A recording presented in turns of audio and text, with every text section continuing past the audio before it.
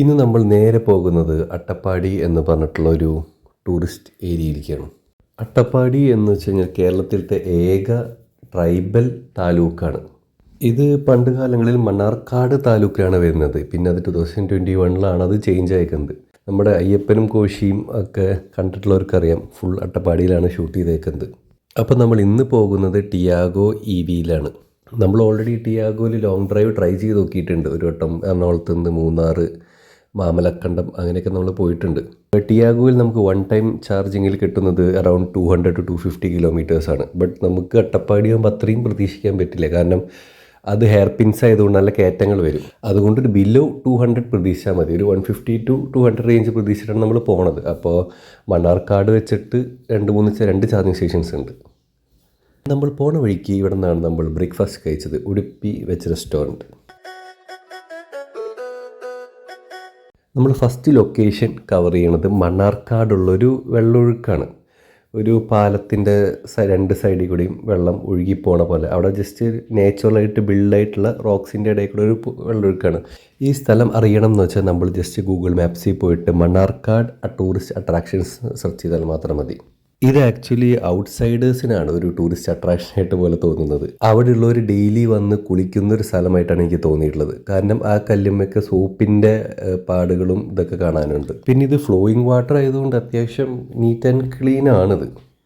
പിന്നെ നമ്മളതിലേക്ക് ഇറങ്ങി നോക്കാൻ നിന്നിട്ടില്ല, കാരണം താഴ്ചയും കുറവാണ്. സോ കുളിക്കാനും അത്ര കുറച്ചൊരു പാടായിരിക്കും. എന്നാലും വല്ല ബക്കറ്റിൻ്റെ സഹായത്തോടെയൊക്കെ കുളിക്കാൻ സാധിക്കും. ഇവിടെ നമ്മൾ നേരിട്ട് പോയത് മണ്ണാർക്കാട് ചാർജിങ് സ്റ്റേഷനിലേക്കാണ്. ഓൾമോസ്റ്റ് തൃശ്ശൂരിൽ നിന്ന് മണ്ണാർക്കാട് വരെ എത്തിയപ്പോൾ 60% ചാർജ് ഉണ്ടായിരുന്നു. ബട്ട് നമുക്ക് ചുരം കയറാനുള്ളത് കൊണ്ട് റിസ്ക് എടുക്കണ്ടെന്ന് വെച്ചിട്ട് നേരെ ചാർജ് ചെയ്യാനിട്ടു. ഇവിടെ കുറേ ഷോപ്സൊക്കെ ഉണ്ട്. ബട്ട് ഇവിടെ ആകെ ഓപ്പണായി കണ്ടെങ്കിൽ ഈ ഒരു ഷോപ്പ് മാത്രമാണ്. ഇവിടുത്തെ ഒരു അട്രാക്ഷൻ ഇവിടുത്തെ ഫിഷ് ടാങ്കാണ്. കാരണം അതിൽ പകുതി വെള്ളം ഉള്ളൂ, ബട്ട് അതിൽ ഫുൾ ഫിഷാണ്. ആൻഡ് ആഫ്റ്റർ ദാറ്റ് നമ്മൾ ചുരം കയറി അട്ടപ്പാടി വ്യൂ പോയിൻറ്റിലെത്തി. ഇതൊരു കറക്റ്റ് ഒരു ഹെയർ പിന്നിൻ്റെ സൈഡിലത്തെ ഒരു വ്യൂ പോയിൻ്റാണ്. ഇവിടെ 2-3 ഐസ്ക്രീം സ്റ്റോൾസ് കാണാൻ സാധിക്കും.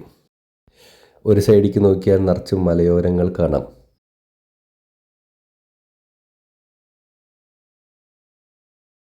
ഇവിടെ നിൽക്കുമ്പോൾ നമ്മൾ എന്തെങ്കിലും ചിപ്സൊക്കെ കൊണ്ടുപോയി കഴിഞ്ഞാൽ നമ്മൾ കുറച്ച് കെയർഫുള്ളാവണം. കാരണം കുരങ്ങന്മാരതെടുക്കാൻ വരും. അതുകൊണ്ട് ഇവിടുത്തെ ഷോപ്പ് കീപ്പേഴ്സ് അവരെ ഓടിപ്പിച്ചുകൊണ്ടിരിക്കും. ആൻഡ് ഈ വളവ് തിരിയുമ്പോൾ നമുക്ക് ഇങ്ങനത്തെ ഒരു പെയിൻറ്റിങ് കാണാം, ഒരു വയസ്സായ സ്ത്രീൻ്റെ.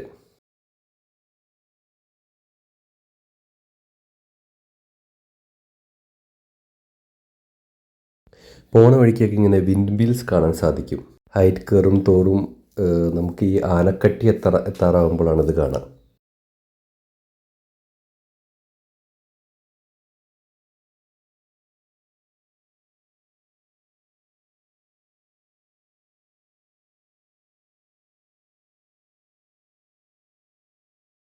ഇത് ആക്ച്വലി തങ്കരപ്പടി ഹെവൻ എന്ന് പറയുന്നൊരു സ്ഥലമാണ്. നമ്മളിവിടുത്തെ എല്ലാ സ്ഥലങ്ങളും കവർ ചെയ്യണത് ജസ്റ്റ് ഗൂഗിൾ മാപ്സിൽ ടൂറിസ്റ്റ് അട്രാക്ഷൻസ് ഇൻ അട്ടപ്പാടി എന്ന് സെർച്ച് ചെയ്തിട്ടാണ്. അങ്ങനെ ഓരോരോ സ്ഥലങ്ങളായിട്ട് പോയിട്ടാണ് നമ്മളത് കവർ ചെയ്യുന്നത്. അപ്പോൾ ഇത് കുറച്ചൊരു കയറ്റമാണ്, എന്നാലും അത് കയറിയിട്ടുള്ളൊരു വ്യൂ അടിപൊളിയാണ്. നമുക്കിങ്ങനെ കയറുന്ന സ്ഥലത്ത് ഇങ്ങനെ മൗണ്ടൻസൊക്കെ കാണാൻ സാധിക്കും. ഇപ്പോൾ ആക്ച്വലി ഇവിടെ വെയിലാണെങ്കിലും നല്ല തണുപ്പാണ്. വെയിലുണ്ട് ചെറുതായിട്ട്, ബട്ട് സ്റ്റിൽ ഒരു കോൾഡ് ക്ലൈമറ്റാണ്. ആക്ച്വലി ഈ വിൻഡ് മിൽസൊക്കെ ഭയങ്കര ഫാർ അവേ ആണ്, ബട്ട് സ്റ്റിൽ നമുക്കൊരു ക്ലിയർ വിഷൻ കിട്ടും ഇവിടെ നോക്കി കഴിഞ്ഞാൽ. ആൻഡ് ഇതൊരു കുറച്ചൊരു ട്രൈബൽ ആൾക്കാർ താമസിക്കുന്ന ഒരു സ്ഥലമാണ്. നമ്മളിവിടെ കയറുന്ന വഴിക്ക് ഈ കാട്ടിലത്തെ മൂപ്പനെയൊക്കെ പരിചയപ്പെട്ടിട്ടുണ്ടായിരുന്നു. അപ്പോൾ അത് പിന്നെ നമ്മൾ വീഡിയോ എടുത്തില്ല.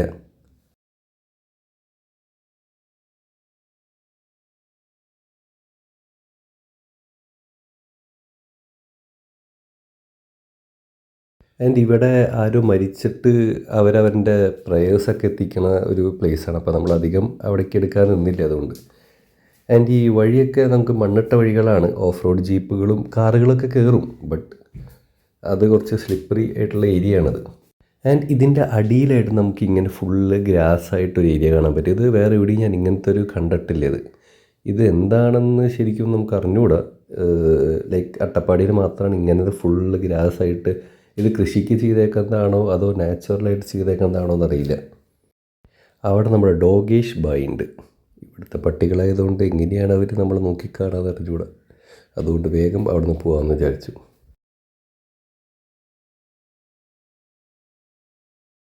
ആൻഡ് ആഫ്റ്റർ ദാറ്റ് തണുപ്പായതുകൊണ്ട് നമ്മൾ ചായ കുടിക്കാമെന്ന് വിചാരിച്ചു. ഹക്മക്കിലേക്കാണ് പോയത്. ഇവിടെ കുറച്ച് എക്സ്പെൻസീവാണ്, ബട്ട് ഇറ്റ്സ് ഗുഡ്. ഞങ്ങൾ ഇവിടേക്ക് യാത്ര സ്റ്റാർട്ട് ചെയ്തത് ഗുരുവായൂർ പൊന്നാനി റൂട്ടിലൂടെയാണ് നേരെ അട്ടപ്പാടിയിലേക്ക് വന്നത്. ആൻഡ് റിട്ടേൺ പോകുന്നത് പാലക്കാട്, വടക്കുംചേരി, തൃശ്ശൂർ ആ റൂട്ടിൽ കൂടിയാണ്. എനിക്കെപ്പോഴും പുതിയ പുതിയ വഴികൾ എക്സ്പ്ലോർ ചെയ്യാനാണ് കുറച്ചുകൂടിയും ഇൻട്രസ്റ്റ്. അതുകൊണ്ടാണ് രണ്ട് റൂട്ടിൽ കൂടെ പോയി നോക്കിയത്. ആക്ച്വലി ഏറ്റവും ബെസ്റ്റ് റൂട്ട് പാലക്കാട്, വടക്കുംചേരി, തൃശ്ശൂർ ആ റൂട്ടാണ്. കാരണം അവിടെ 6 വരിപ്പാതയാണ്, ഹൈവേ ആണ്. അതുകൊണ്ട് അതാണ് ഏറ്റവും നല്ലത്. അത് ആക്ച്വലി കുറച്ച് കിലോമീറ്റേഴ്സ് കൂടുതലാണ്, ഒരു 20-25 കിലോമീറ്റേഴ്സ് കൂടുതലാണ്. ബട്ട് സ്റ്റിൽ അതാണ് ഏറ്റവും കംഫർട്ടബിൾ വേ. ആൻഡ് ഇതിവിടെ ഉണ്ടായ കുറച്ച് ഞാവൽപ്പഴവും റംബൂട്ടാനൊക്കെയാണ്. ഇത് ഭയങ്കര ചീപ്പ്ലി കിട്ടും. And it's very natural. നമുക്ക് കഴിക്കുമ്പോൾ തന്നെ ഫ്രഷ്നെസ്സും ഉണ്ട്, ഭയങ്കര ടേസ്റ്റിയാണ്.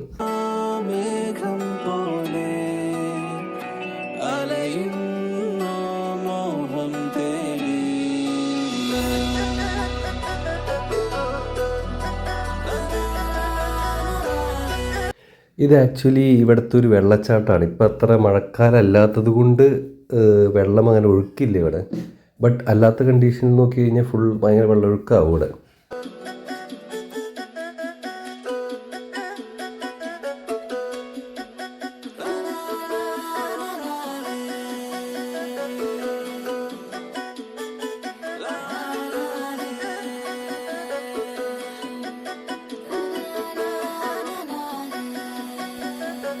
പോണ വഴിക്കൊരു പെട്രോൾ പമ്പ് കണ്ടു. നമുക്ക് EV ചെയ്തുകൊണ്ട് ഇതിൻ്റെ ആവശ്യമില്ലല്ലോ.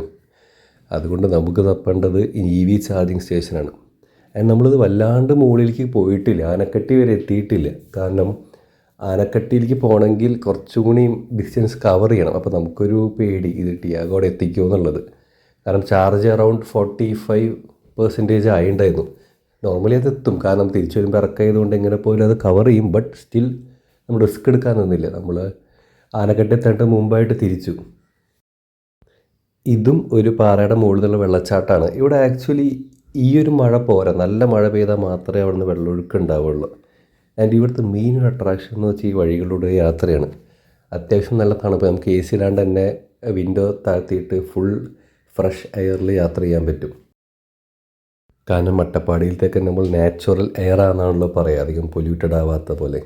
സോ അട്ടപ്പാടിയിൽ ആക്ച്വലി കാണാൻ സ്ഥലങ്ങളുണ്ട്. ബട്ട് അവിടുത്തെ ഒരു ക്ലൈമറ്റും അവിടുത്തെ അന്തരീക്ഷമാണ് ഏറ്റവും നമുക്ക് അട്രാക്ഷൻ തരുന്നത്. സോ അട്ടപ്പാടിയിലേക്ക് പോകാൻ പ്ലാൻ ഉണ്ടെങ്കിൽ ജസ്റ്റ് ഒരു 1 ഡേ ആയിട്ടായാലും നമുക്ക് പോയി വരാൻ പറ്റും. പതിയെ റിലാക്സൊക്കെ ആയിട്ട് പോയി വരാൻ പറ്റിയൊരു സ്ഥലമാണ്.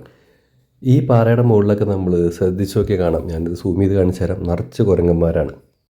നമ്മളതുകൊണ്ട് പുറത്തുനിന്ന് ഫുഡൊക്കെ കൊണ്ടുവരാണെങ്കിൽ ശ്രദ്ധിക്കണം. അവർ ചിലപ്പോൾ അത് അറ്റാക്ക് ചെയ്യാൻ ചാൻസ് ഉണ്ട്. Okay, that's all. സോ നമ്മളിത് കാലത്തൊരു 7:30 AM പോയിട്ട് വൈകിട്ട് ഒരു 9 PM തിരിച്ചെത്തി. Like it was fun. Almost 300 kilometres cover ചെയ്തു.